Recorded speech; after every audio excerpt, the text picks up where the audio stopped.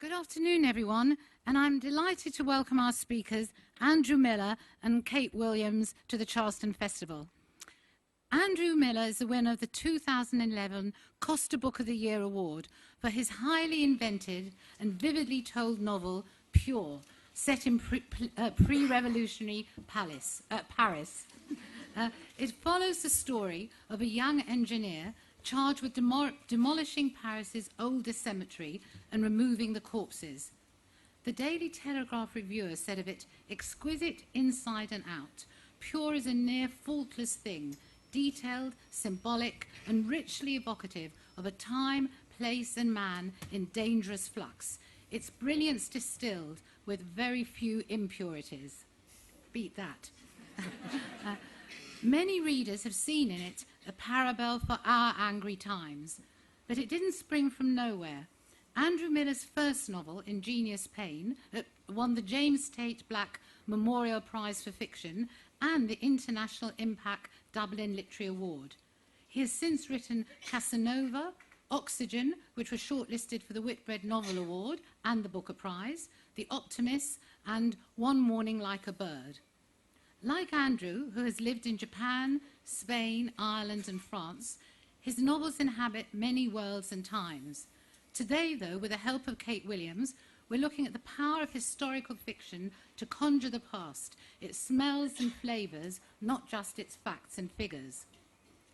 Kate Williams is a historian whose non-fiction works have met with widespread critical acclaim. England's Mistress, about Lady Hamilton, was Book of the Week on Radio 4 and a Book of the Year in The Times and The Independent. Becoming Queen, about Victoria, was a Book of the Year in The Tatler and The Spectator.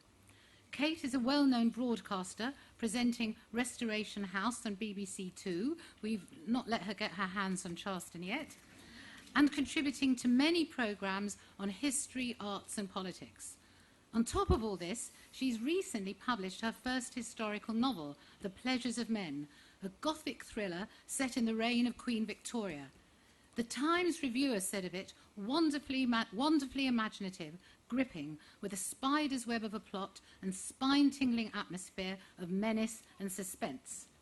So the format for this session is that Andrew's going to come to the lectern and talk about and read from Pure, just for a little bit. Then he and Kate are going to engage in conversation, and then they'll invite questions from the audience. Andrew Miller.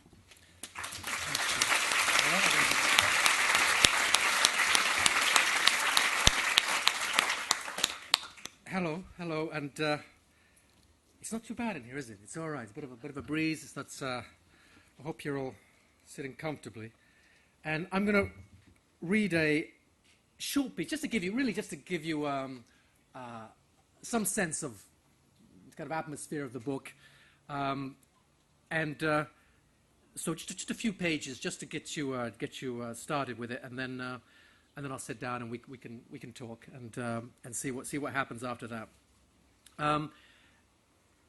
So I'm going to, not quite from the very beginning, but from the almost beginning. Jean-Baptiste is a young engineer Jean-Baptiste Barat, young engineer who's come from the provinces, from Normandy to Paris, to do this important but terrible job of destroying the cemetery of Les Innocents. And he's going to lodge with a family called the Monards, who have a house hard up against the walls of the cemetery. And so we're going to pick him up here, where he's been at Versailles for the day, receiving his instructions from a minister of the king, and he's just arriving here with his trunk and late in the evening. So we're 1785, I think, and Jean-Baptiste is turning up at this house where he's going to lodge, and he's going to meet the family, Monsieur and Madame Monard, and their daughter Ziguette. I'm going to wonder if I can read this without my glasses, whether I should actually wear my glasses. I think I'm going to wear them, which means I can't look at you, because that'll be fatal. Yeah, it's better. Okay. He arrives between the soup and the serving of a little stew, also made with the remains of Tuesday's veal. He had not intended to arrive so late, nor in darkness. His luggage, a large ribbed trunk, one rib cracked when it was unloaded from the top of the coach, is carried between himself and an enormous mute boy, some relation of the people he lodged with last night by the coaching officers. "We were afraid you'd become lost," calls Monsieur Monard affably from the top of a first flight of stairs. "Lost entirely." "I was at Versailles, monsieur, and then the horse was lame." "Versailles," echoes Monsieur Monard, watching the young man ascend with him towards him, then ushering him into the half-warmth of the upstairs room. "Monsieur Babette has been to Versailles today." "Barat, monsieur." "Eh?" "I am Barat. My name, monsieur, Barat." He is given a place opposite Ziguette.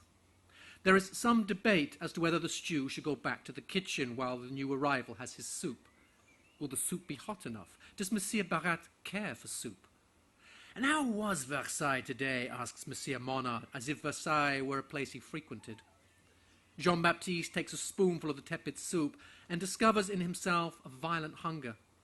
Had he been alone, he might have drunk it straight from the bowl and immediately found somewhere to fall asleep. Still, he must make some effort to ingratiate himself. These people will constitute his most intimate society, at least for a while. He does not want them to think he is dull or rude, a boorish provincial. He does not want them to think he is any of the things that in moments of weakness he believes himself to be. He looks up from his bowl. What a large red mouth that girl has. It must be the grease from the soup that makes her lips shine so. "Versailles," he says, turning to her father, "is the strangest place I've ever seen." "A very good answer," says Madame Monard with a decisive nod of her head. She tells Marie to pour their guests some wine. "And another stick on the fire, Marie. I've never known it this cold in October." He learns that the Monards like to talk, a quite different sort of talking to the more deliberate rhythms he grew up with in Belém. They also like to eat: soup, stewed, fried dabs, beetroot salad, cheese, a little cake. Everything, as far as he can tell, properly cooked, but everything having at the back of it some odd taint, a flavour he does not think should live in food. After dinner, they sit by the fire. In the cold seasons, the room is both drawing room and dining room and serves well enough, though the presence of the pianoforte means that when crossing the room, one must always make a little detour. Monsieur Monard relieves some tension in his face with a series of grimaces. The female Monards pretend to sew. There's a scratching at the door. A cat is admitted, a cat quite as big as the dog Jean-Baptiste watched piss on the floor outside the minister's office, a black tom with a ragged half-moon missing from one of its ears. It is called Ragout. No one can remember why or agree on who named it. It comes straight towards Jean-Baptiste, sniffs at the soles of his shoes. "What have you been up to, you naughty fellow?" says Madame Monard, scooping the animal with some effort into her lap. "I won't answer for his morals," she says, laughing gaily, then adds, "Ragout and Ziguette are inseparable." Jean-Baptiste glances at the girl. It seems to him she looks at the cat with some distaste. "Little gentlemen who like cheese," says Monsieur Monard, "do not last long in this house." "What Ragout don't get," says Madame Monard, "my husband traps with his little machines." "Machines?" asks Jean-Baptiste, for whom the word has always produced a certain thrill. "I make 'em and sell 'em at the shop," begins Monsieur Monard. "A cage, a spring, a little door." He makes a movement with his hand. "The creature is imprisoned. Then you need only drop the trap into a pail of water." "Marie cuts their throats," says Ziguette. "I'm sure she does no such thing," says her mother. To her guest she says, "My husband has an establishment on the Rue des Trois Morts." "Selling traps, monsieur?" asks Jean-Baptiste. "Blades, monsieur, from plain to fancy. We finish and sharpen and polish. We're quite favoured by the quality. Père Poupin of Saint-Eustache cuts his meat with one of my knives."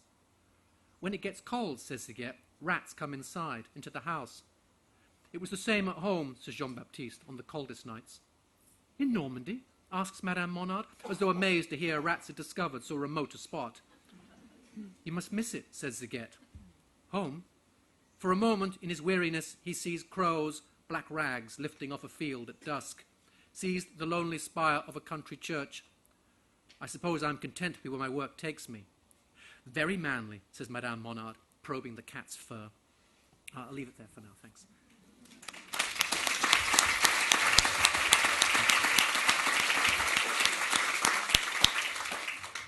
Well, thank you, Andrew. And I'm just thrilled to be here talking to you because all of us starting out as historical novelists, we've all got you as our great example. I mean, you've written all these fantastic books. And when I read Pure, I'm sure so many of you here also have, I was just electrified by how thrilling it was and how fascinating it was, and this kind of hidden, untold story of this incredible clearance of the graveyard. You just completely come alive, and it's almost as if you're in Paris when you're reading it, which I just found so thrilling. And I'm thrilled that you read that piece out as well, because I love these painful dinners that Jean-Baptiste has with the family. There's a lot of them. Yeah, when he's painfully eating this food, and you just imagine that you know, that is how life was. They had to sit together, and you had to be friends with these people. It wasn't like now when we can nip off into our rooms and play on Facebook. You literally do have to sit together. So I love the evocation of the society. And I mean, there's so much to talk about in this book. It's so rich and so fascinating, and you know, it's such a deserving winner of all its accolades and prizes. And I was particularly interested in your final author's note when you're talking about, you know, that it's a work of an imagination, and you say here, a work that combines the actual with the invented, even though the church and the cemetery existed much as they are described. And I love it that today there's nothing to be seen of the cemetery, so it's all fast food restaurants now, and there's nothing there. There's no hint of it. No, it's one of those few areas of Paris where they have made a mess of it, in a sense. You know, some of you, well, many of you perhaps, will know the Les Halles food markets, and there's a kind of underground mall with sort of skylights, and where the cemetery was, they've moved. There was a fountain, a very old fountain, that they've moved now into the centre of a small square, and there are a few steps, and people sit on the fountain and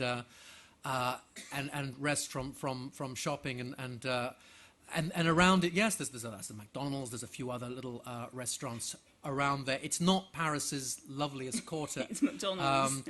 And I wonder, because there's very little to indicate. There is actually a small, you know, they have these kind of little shields which they give historical information on, and there is one tucked away in the corner of the square. But I suspect that probably many people just cross that square twice a day and have very little idea of what it was for hundreds of years.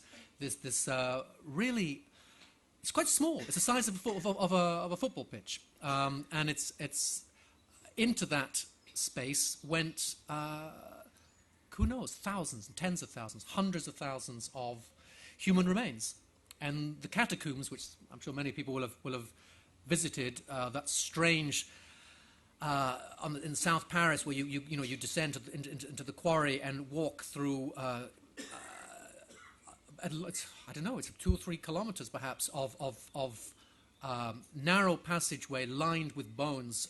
It's an ossuary, and this is where it starts with the bones from Les Innocents, and then you get this new generation of cemeteries like Père Lachaise, you know, coming afterwards. These great big, we're all used to walking around those, looking for Oscar Wilde and things, but.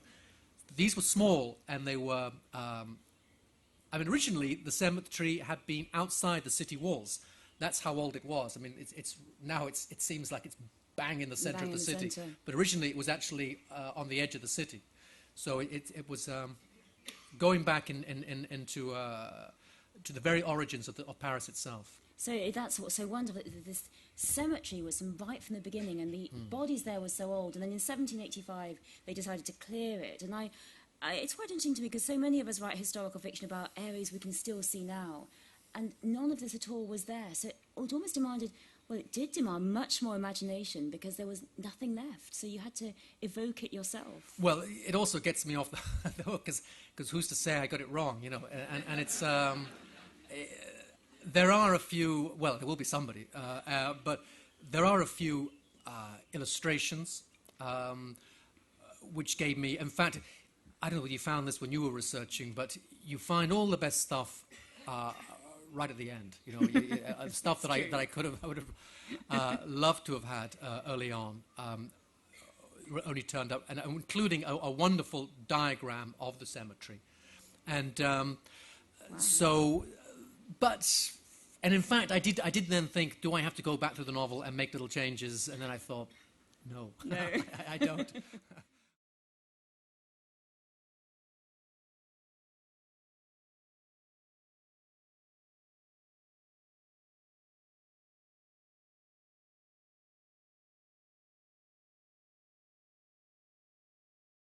Plus, I don't have time. No. Yeah. And what I found so wonderful is how you evoke this whole area around the cemetery, that everything around it is dependent on the cemetery. It's a whole industry for the people there. And as you so beautifully showed in the piece you're reading to us, eat the cemetery, the smells and the tastes even kind of get into the food, don't they? Well, yes. I mean, that's... in the 1780s, I mean, it's a curious thing. Why they did it then was what interested me in part. Why they should choose because I don't think it was very much worse in the middle of the 18th century than it had been, say, at the beginning or the middle of the last century. I mean, so what had changed? Well, I think people had changed. I think what people were prepared to put up with had changed. There was perhaps some... This is why I like the 18th century, because it's the beginning of a kind of, I don't know, recognisably sort of modern era in some way. And I think what the grandfathers of the people in this book would have put up with was no longer acceptable to people. There's some idea of, of a polite society, even for knife makers and what have you, that you would live in a certain way, and it wouldn't be with a kind of a cemetery spilling out its bones next to your house. And people did start to write in complaints. People started to say that the food wouldn't keep, and there was some little hints that people were worried that it was affecting the morals of that there was something. This is a sort of general sort of dissolution, so I mean, I liked the fact that I never knew that. What I found, historically was, when you're a proper historian, I should be very nervous, but it's what I found in terms of historical documents was a little. It was a little. I mean, it wasn't. My beginning was a wonderful book by a French historian, Philippe Paris, called The Hour of Our Death, a study of funerary customs in the West, and there's a half page on this, but I think that's what we prefer as writers of fiction. We prefer a little. We prefer a hint, a suggestion, and then we don't want to know too much more. That's how I like to work, And the result, of course, is fantastic. So we evoke the whole area all around the cemetery. People never leave there. The whole life is dependent on there. And of course, our great hero Jean-Baptiste comes in, and he's from Normandy, and he's from such a different background, isn't he? He's from a very poor background that he's really trying to hide. Yeah, he's a man who has no clear place in the system of things. He's comes from, I guess, a kind of peasant family, basically. He's been taken on by powerful people, by powerful men local to where he grew up, and has been educated out of his class to some extent. So he arrives in Paris, and I think it's quite a common. It was not an unusual situation for perhaps people at this period to promising. It was tended to be boys rather than girls, of course, but might find themselves getting the benefits of an education that would have been impossible for their parents or grandparents. And Jean-Baptiste is an example of this. So he's not, to put it crudely, he's not the class of the masters. He's not quite a servant either. So he floats uneasily somewhere between the two. And I mean, a lot of the book is about uncertainty. That was actually one of the possible titles of the book. And he is somebody who is unsure of his place, unsure of his identity, really. And you show that so well, because he comes anew, and then he gets a whole new set of clothes, doesn't he? He has his father's old suit, and then he has his new glamorous suit in pistachio green, which is terribly glamorous, isn't it? And he gets a new wig as well, doesn't he? It's all completely evoked. That's right. Yes, he gets a whole new set. That whole scene in the tailor's shop is there's a place in Brighton very like that. Really?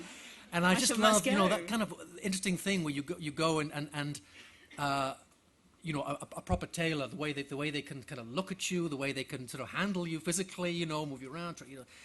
I find that very interesting. I think he says, it's that kind of familiarity which only tailors, executioners, and doctors possibly with have. Your body. With you, so that was a fun sort of scene to do, and pistachio green suit, which of course is because he wants to be modern. He wants to be, as the tailor says, we're going to dress you for 1795, not 1985. Oh my goodness! So he's going to be, he's going to be really cutting edge in this new outfit, and yet from the beginning, it's quite cold. He suspects that he looks perhaps slightly daft in it, so again, he's out of his place. He's uneasy again. He's uneasy, but the ladies like it, don't they? That when he gets back to the house, the ladies want to touch the pistachio green because it's just so They're beautiful. slightly astonished by this. Right. And it also made me think, don't go shopping after you've been drinking, because that's precisely what he does, doesn't it? So That's right. I must remember that.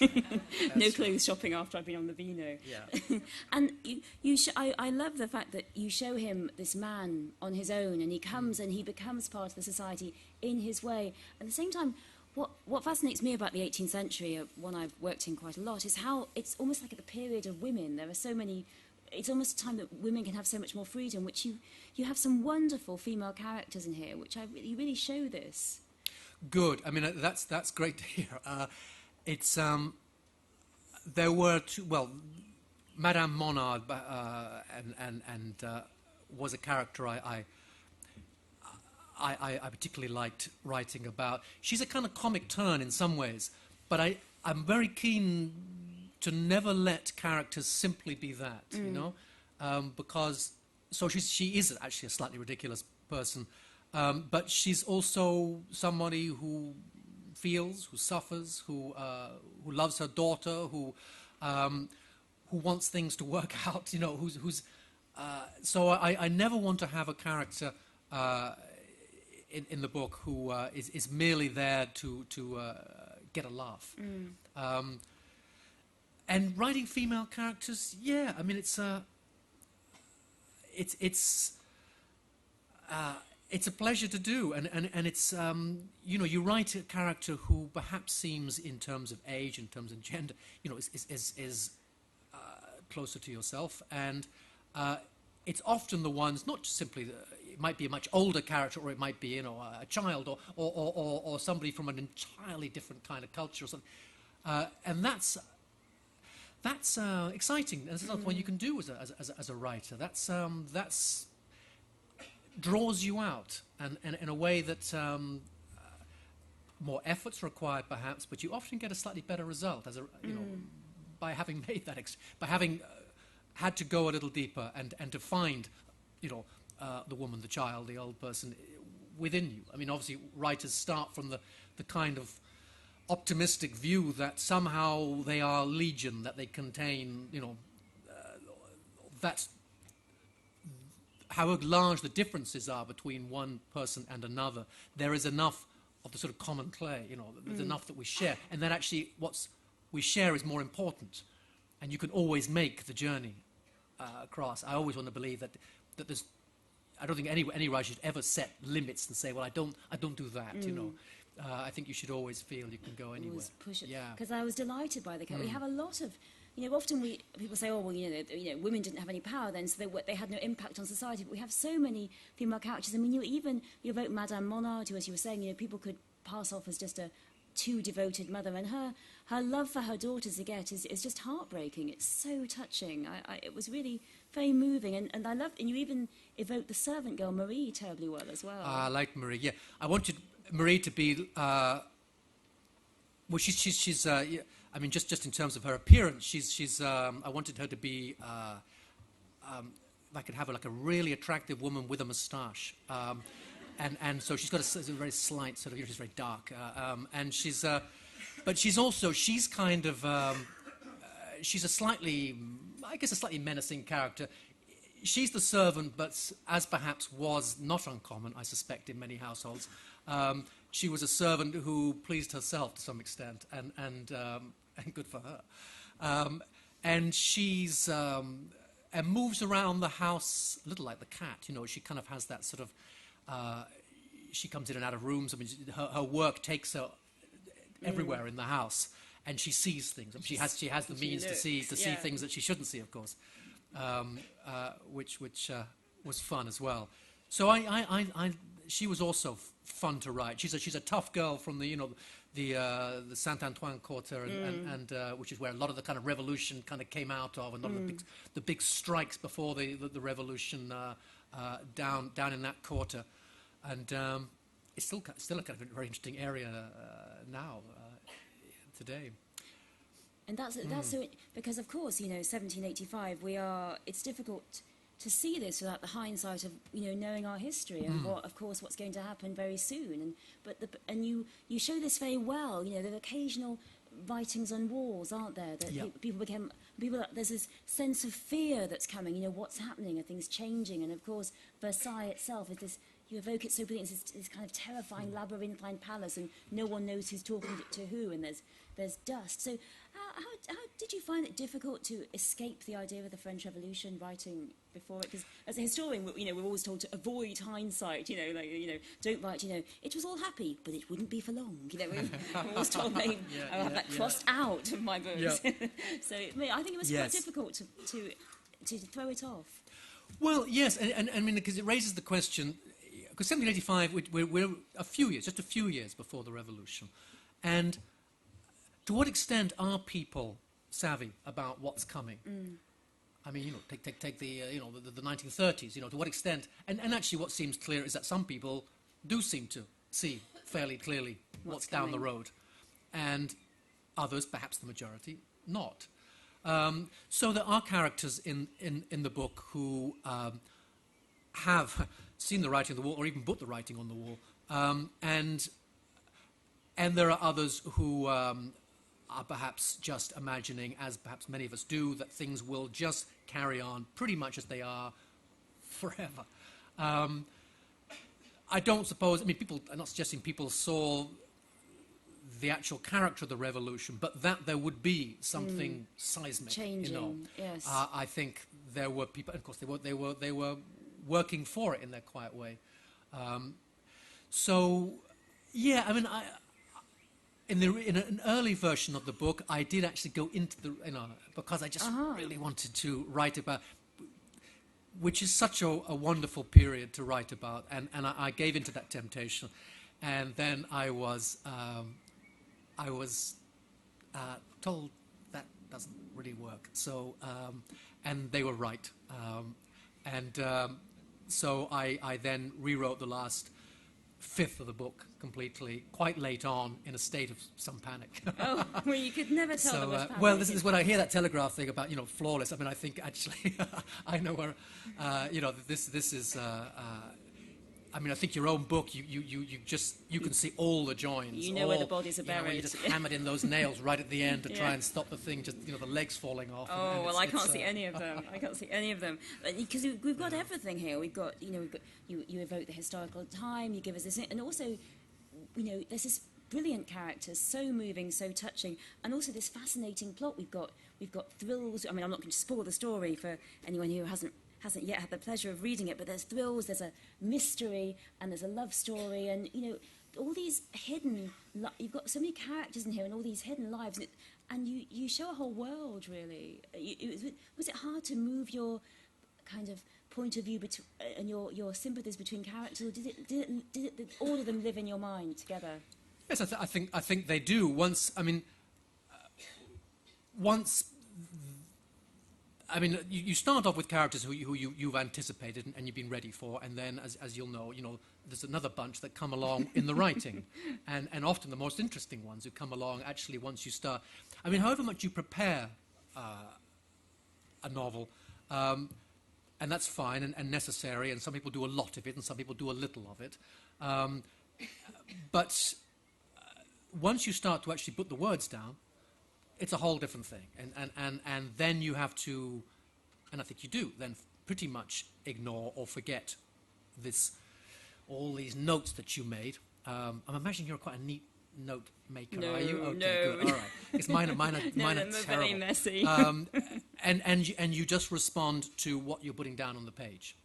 So that's pretty much how it is. And so these characters, and because one thing that I liked was that they were all in quite a small area. And we're talking about an area you could sort of see across almost. And so that makes it almost like a sort of a stage almost, where I can have characters. I might be focusing on one here, but this one's still kind of in view somewhere, or they cross each other in the market, or something of that kind. Cheese market. Yeah.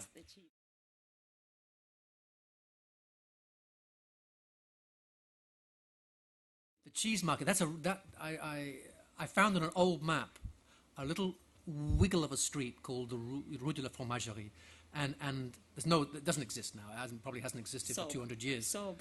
So I brought it back. Yeah.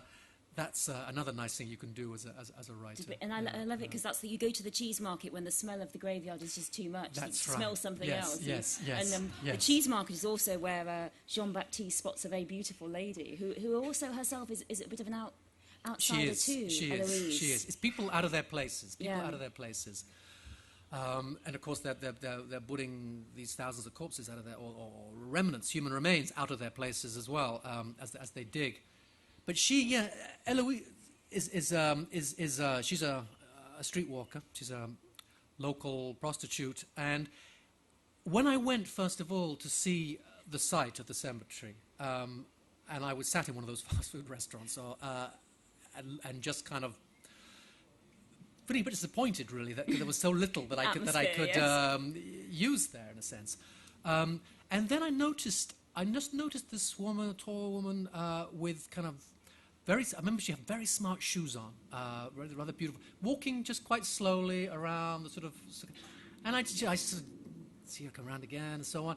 And then I suddenly realized, from the way people were also reacting to her, which wasn't, people were just kind of, they obviously knew her, and and there was a certain sort of character to their reactions to her, a sort of, perhaps on the men's part, a kind of slightly hidden interest or whatever, I realized what she was then, because the Rue Saint-Denis is very close by, which is a notorious street for prostitution still, and that's what she was, and that's what she was doing. She was working? She was working, and she was just quietly walking, and so she then, that's how it's done. So she then walks into the book. She's got a wonderful cloak, hasn't she? A wonderful red cloak. The woman who I saw had no cloak, but she had great shoes. She had great shoes. Had great shoes. Fantastic. And I love also, you really show them this mounting change, and Jean-Baptiste is such an engaging character because he doesn't quite see what's happening. He really wants to do the right thing, doesn't he?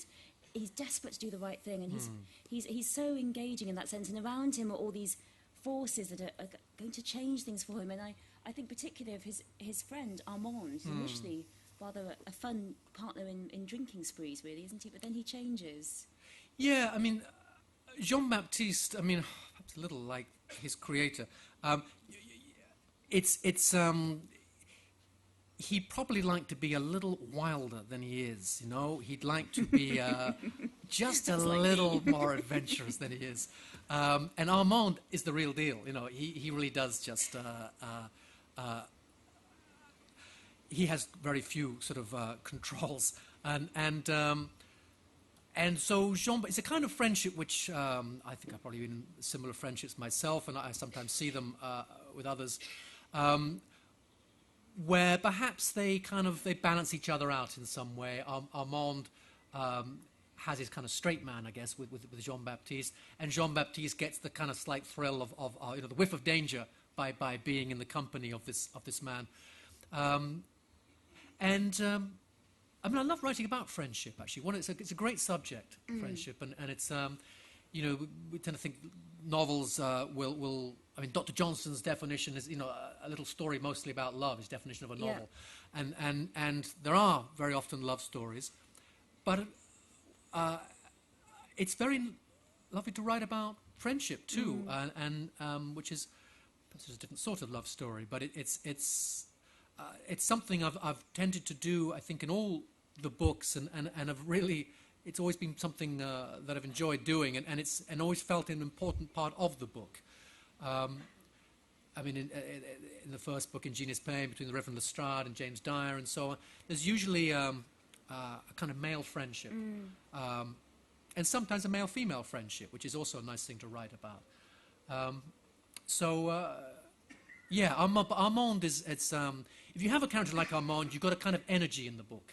You've got a kind of, because you've got somebody who is going to behave in ways that you're not. So he's a bad boy, and that's great, because that immediately gives a kind of, he's the kind of gun in the drawer, Yeah. He's like that. And so at the end, you've got this fantastic finale, which, of course, I'm not going to spoil by talking about this incredibly dramatic and exciting finale that I couldn't see coming at all. And was that very hard to write? Yes. Yes. It was.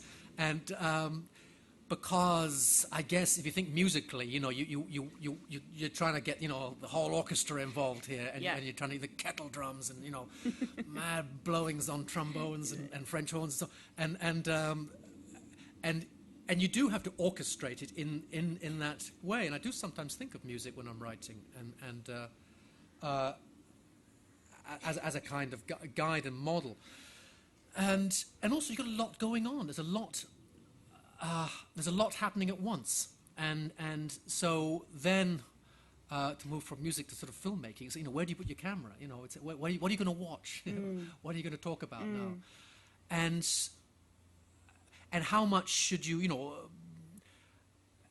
that thing about reaction, you know, are you going to stop and have, I like to just keep going with it. I don't worry too much about, you know, talking about how people are responding to it, how they're reacting. I like to just leave that for the reader to work out, perhaps. So it was a tricky scene, and one I rewrote many times. I mean, you probably will have found a very similar experience where some parts of the book, you put them down and they kind of stay down. Other parts you rewrite again and again and again, and you never really feel you get it. You kind of still do solved it again. Yeah. But at some point they just pull it out of your hand, it and has to go. thank God, you know. It has to go. So that was one of those scenes. Yes, a lot of redrafting on those scenes. Redrafting. Yeah. And what is it? I mean, what is it about your particular? Because you've written so much about the 18th century. What is it particularly that attracts you to the period? What is it attracts me to the period? I think, as I suggested, it's kind of early modern, and it's, well, I know actually early modern in a proper historical sense probably is the 16th century or something. Well, the 18th century is that okay? The beginning of capitalist society. Well, that's kind of, so there's lots of things, I don't know, banks and hotels and postal services and beginning of tourism and stuff. I know all kinds of odd things that we associate with the modern are there in some shape, you know, perhaps in a very sort of nascent form, in the certainly by the mid-18th century. It depends where you are, of course. There's lots of people living in you know, regional France, for example, whose lives would have been rather like those of the 16th century, frankly. So change, and one of the things I think, I guess as a historian, you know, you're very aware of this, and I want to also, as a writer of fiction set in historical periods, to be aware of the fact that change isn't this kind of line that moves forward. You know, it's sporadic and broken up, and there are probably places that are actually going backwards. You know, and so it's. I've completely forgotten the question and everything else about it, but it's 18th century. That's right. So it's you know, if I was going to write something set in the sort of, you know, 15th or 14th century, it's so remote. It feels so remote. I mean, even the 17th century, and I think that the thing there is religion. Yeah. That's the big difference. By the mid 18th century, the grip of religion on the human mind, on the human imagination, and I think has quite radically changed for a significant proportion of the people, compared to how it would have been, you know, 100 years earlier. And I mean, religion was your frame of certainty. So I was really interested. You were saying that uncertainty was one of your alternative titles, because we often say that, you know, the 18th century, we see it as the age of certainty and reason, but it's not at all, is it? It's the age of as much flux and change, and that was something that really comes across in your book as well. Well, this is the danger of the kind of titles that get foisted on historical periods, isn't it? The age of reason. Yeah. 18th century is wonderfully full of a kind of lunacy, really, and I mean, I don't know, take a figure like Dr. Johnson again, you know, who maybe people think is absolutely emblematic, iconic of the age of reason, you know, this the great conversationalist and the great thinker, you know, a man of who would certainly have prided himself on the power of his reasoning, and yet who was a very religious man, a man who had all kinds of strange, dark fears. I think he apparently kept sort of restraints in his house. He was very afraid of becoming mad, and there is, you read about him. There is in his behaviour, and Boswell. I mean, the pair of them is like mad as geese, really. I mean, I've been reading their tour of the Hebrides, and it's hysterical. These two. What a pair! Yeah, a wonderful, wonderful pair, hugely entertaining. But in the idea of these people being guided by pure reason is of course a nonsense. Yes, I mean, when you think of Boswell being driven by his appetites, as he tells us. Yes, well, which is, he couldn't be more frank, could he? And of course, in the Revolution, very soon, although reason is deified, it is clearly a kind of psychosis takes hold of those in charge, and things go very quickly, very horribly wrong. As violence becomes the great revolutionary virtue, and one establishes one's revolutionary credentials through one's willingness to murder the innocent, basically. Yeah. And on that note, I mean, Diana was saying in her introduction how much Pure speaks to her in this modern age of uncertainty and increasing violence. Was that something you were thinking about while you were writing? Or? I never do think. All writers, whatever they're writing, fiction writers, novelists, whatever, we're all writing in some way about the now because there isn't really an alternative. The idea that we can step outside of our time and write about a quite different time simply doesn't hold, I think. I mean, I just don't think people do step outside of their time. I just don't think it's something we're capable of doing. So I never feel it's necessary to draw out parallels because they will simply emerge, I think, I hope, without my having to do that, because I live here and now, and the readers also. And so we will just do that as a matter of course. And I don't think we need to make that a very conscious effort. And I'd rather not. You know how this, with writing fiction, a great deal of what goes on has to go on in a slightly hidden way, and you trust to processes that you don't have necessarily a very clear or sort of privileged view of. And that's how it is. And were it not for those, processes, the writing of fiction, I think, would be completely impossible. Yeah. I mean, so it's been wonderful to be in conversation with you, and I'm such a fan, and I was completely gripped by the book. So anyone here who, I'm sure you all have, anyone who hasn't read it, I would urge you to whip out and buy a copy after we finish our talk, because you'll love every page. And so we have a few minutes now for questions, if we have any in the audience. There are some roving mics going round, so if you could wait till the roving mic comes to you, because I only have little ears, so I won't be able to hear otherwise. I think lady here in blue, just in the centre. Oh, okay. Thank you very much. Could I ask you two very brief questions, one possibly a bit unfair? First of all, explain the title. And secondly, I don't know, has it been published in France? And if yes, what did they think about it?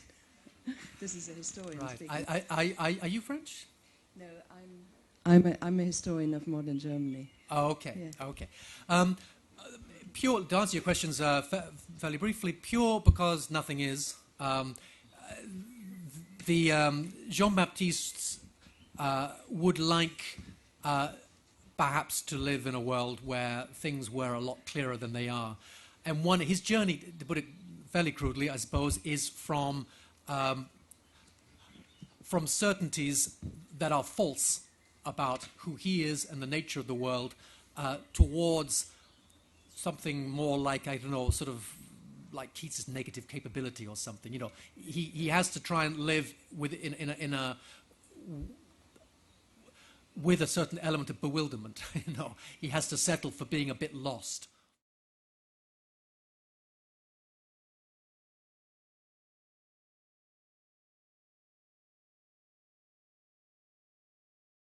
and realizes actually you can live like that, that it's okay, and maybe it's a more honest way to live. So Pure Because Nothing Is. And France, no, it hasn't been published in France, which, and actually it was explained to me that possibly, and I don't know if this is actually right, but why would the French want some Englishman writing, about Frenchmen and French history? They probably have enough of their own. We may get there. I mean, I'd love it if they did, and then we may get some interesting reactions. But possibly, I don't know how we'd feel about, Frenchmen writing about, the restoration of Charles I or something, a novel set there. I mean, whether we would actually, or we'd think actually this is kind of our territory. I don't know. So that's so not yet, but who knows? Hey. Who knows? Yeah. Another question, lady just there in pale blue. How do you imagine yourself into the sensibility and the worldview of someone from 2 centuries ago? Is it something that comes naturally, something that you have to work at? Well, a bit of both, I think. History to me was always just something that sort of fired the imagination. When I was a kid, I used to love reading Rosemary Sutcliffe's books. Some of you will know those books. Eagle the Ninth was my absolute favourite. And I don't know, it's an interesting thing. I mean, history and the imagination. I mean, it's and it does seem, I sometimes wonder if there's something about this kind of, the British imagination that somehow is particularly drawn to, or has, is comfortable with history in that sense. I never felt that, and I've never had the feeling that history is something over there, a kind of remote coastline that I look at, because clearly it's not. And the historical ends right here. And of course, and I suppose even from a kid onwards, I just had a lively sense of the presence of times other than my own. Whether that was an accurate sense or not is another matter. But the sense was there. And I mean, I just loved the whole Roman thing as a boy. And so I find it quite comfortable to inhabit imaginatively the 1750s, while never really kidding myself that that's quite it, because I'm here and that was there, and so it's a strange kind of time traveling, and it's hard to know exactly what goes on, because obviously I do a certain amount of research, I do reading, I do this, and I go visit places and so on, and then the imagination, then this is this extraordinary thing that enables you to start this quality of the mind, which enables you to start to just see from apparently within a sort of a mid-18th century head, and it's so it is a slightly odd thing to be doing. If I stop and think about it, sometimes in the middle, I'm like a high wire walker who look down. I mean, you really shouldn't, I think, stop and think about it too much. Don't look down. I think that applies to the writing of all fiction. Is it for a grown man or a grown woman a proper thing to be doing? It's like the making of these kind of little jeweled, intricate machines that you're going to sort of put somewhere and hope people will find interesting. So, yeah, and thank God, I mean, I think people, I'm not alone, thankfully, otherwise I wouldn't be sitting here, in feeling that the past is a thing that we can be with in some way, yeah. Splendid. Any other questions? Gentleman here with glasses.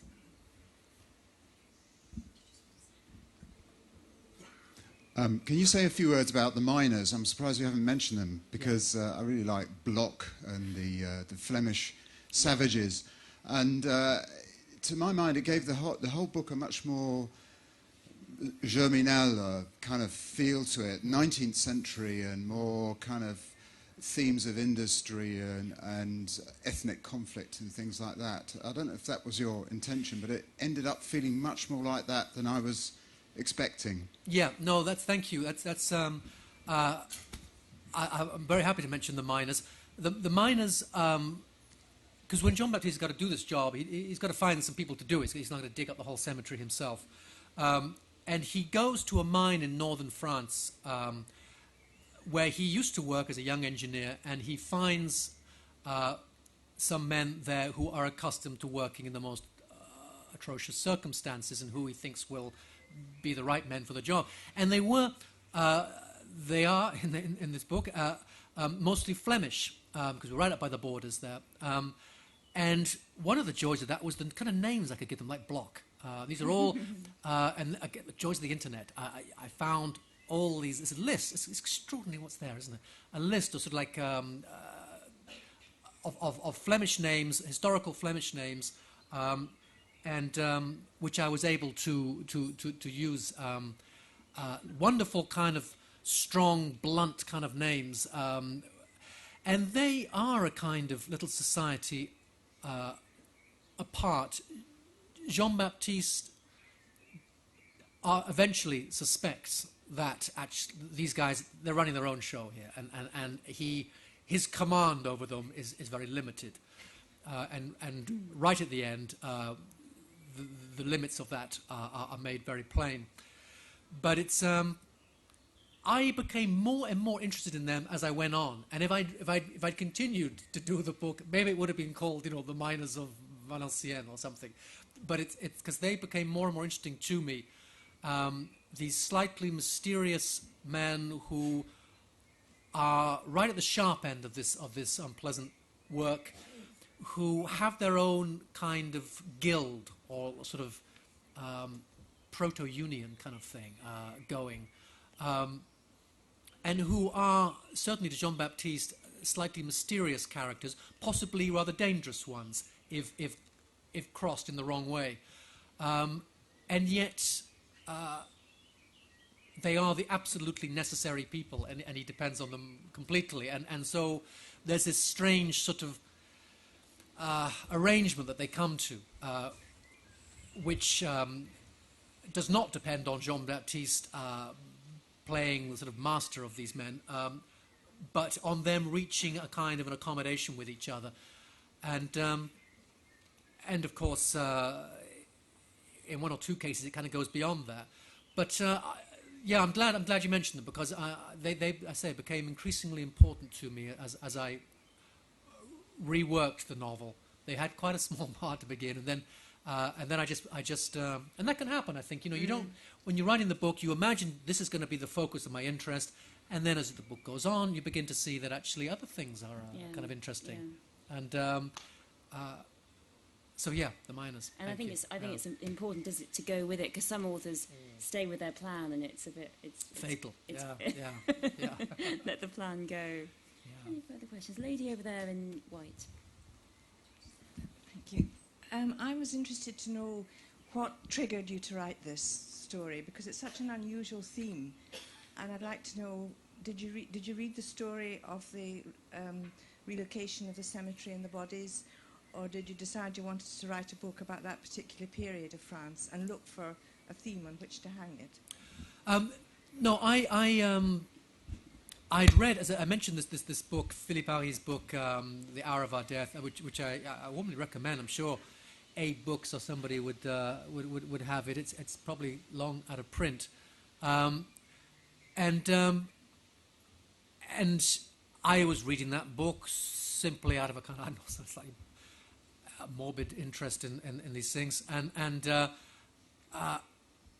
there was a kind of page dealing with the destruction of the cemetery, and I was immediately just struck by it. I mean, struck by the kind of theatricality of it, but also the when it happened. That was very important to me. It was 1780s, a few years before the revolution, and I just felt it was connected in some way. That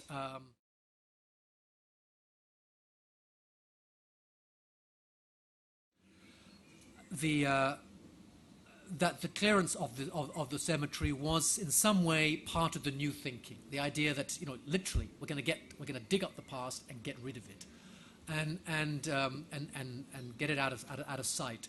And within a few years, of course, I think it's 1792, they start talking about, well, they actually start with year 2, don't they? Yeah. But the idea was, you know, sort of Pol Pot style, you know, year 0, year 1, year 2, and that history, the clock, you know, is set again, and we start from the beginning. And so this was, and indeed there were plans for cemeteries that were to replace Les Innocents, that were indeed informed, because why would they not be, by the new thinking. They would be, you know, run on rational lines. They would be, you know, large open spaces, you know, at the edge of the city, and it would be hygienic and so on. It would be no more this kind of strange, macabre sort of cemeteries which for centuries have been used for all kinds of stuff other than just burying the dead. They were marketplaces. They were places notorious for prostitution. They were all kinds of other things had gone on in these, and that was organized. So I felt when I saw this paragraph or two, this half page, that there was something here that would be, that I should do something with. Originally, I thought of a play. Actually, I kind of fancied writing a play with a kind of an above ground and a below ground, you know, scaffolding and so on, and that would be a kind of fun thing to do, and lots of fire, you know, like shooting out everywhere, and Some flames. So. But Still it was 15 years or something before I finally found a way into it. So it was a story waiting to happen, but you have to find, you know, I needed a character. I needed someone to open this up for me, and Jean-Baptiste did that for me. He once I had him, I could see how this thing might just come together. Splendid. I think we've got time for one more question. Could you stand up here? If it doesn't ruin it for everybody, but could you just explain the significance of the elephant at the end of the book? They're shaking their heads. Yes, how shall I do that? How shall I? Yes. Well, now there is an elephant. Yeah, and well, yeah. I mean, I think I tend to do this with books. I tend to sort of have these last images which are slightly ambiguous, and you must take from what you wish. But I think I would sort of direct you to the date really, and to the where, and where that happens, and a sort of element of prefiguring in the being as sort of circumlocutory as I possibly can. There we are. Thank you. Well, I've got one final question, which is one I dread a bit myself, so I'm being a bit unfair in asking it. But what's next in the pipeline, Andrew? The pipeline. Yes. Well, you know, I'm not quite sure. Is the answer to that? When I finished writing Pure, I wanted to just look up. I've been writing. This is my 6th novel, and I've been. It feels like for a long time I've been looking down at the table, which has been great. But I wanted to look up and just see what I want to do now. What seems important to me? What seems interesting to me? Because your interests, you know, all of us, our interests shift about a bit. You know, what was it in 5 years ago or 10 years ago? You can't assume that that's any longer right at the centre of what you're concerned with now. What kind of book would I want to make? What sort of things might be interesting to try and do now? You know, because I guess at this stage I want to sort of certain kinds of storytelling have become interesting to me. For example, I've become particularly interested in a very kind of pure classic sort of storytelling, but also in doing it in ways that test the limits of that as a form. So I'm interested, you know, not just to thinking about what kind of thing I might, what sort of subject I might, when it might be set, but also, and I think this you'll have had this experience. You know, what kind of book do I want to make? What sort of book is it going to be? And that is at least as important as thinking, you know, what's it about? What's it about? Yeah. Absolutely. Yeah. Well, we've been delighted to have your company this afternoon, this amazing sunny day. And, you know, I'm just so thrilled that Andrew's been so generous in telling us about his writing process and his inspirations. And, you know, I just feel really grateful to the Hour of Our Death and the Working Girl in Les Halles and the Tailor in Brighton that I must go to, because it's just given us this really incredible, fantastic book, which deserves all its praise and more. And Andrew's going to be signing lots of beautiful copies, all laid out there in the bookshop just through there. And so I'd urge you to buy it if you haven't already. And thank you so much for coming. Thank you. Thank you very much. Thank you so much.